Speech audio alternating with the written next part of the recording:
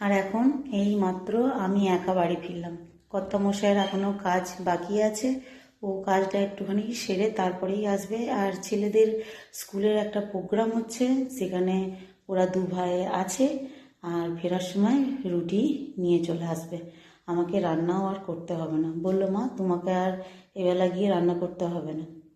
তো যাই হোক, একদিকে ছেলেরা বাঁচিয়ে দিয়েছে, ওরা আসার সময় কিনে নিয়ে আসবে। আর ওই যে আমার পাখিগুলো দেখো না, সারাদিন গলার আওয়াজ পায় না তো এরকম করছে, ছুটোছুটি করছে আর নিজেদের মধ্যে কথা বলছে নাকি ডাকাডাকি করছে, দেখো না, শুনতে পাচ্ছ কিনা তোমরা জানি না। তো আরম্ভ করে দিয়েছে, এতক্ষণ মানে একা একা ছিল তো তার জন্য। তো চলো, আজকে তো অনেকটাই আনন্দ করলাম, ভালো লাগলো, আর দিনটা খুব ভালোও কাটলো।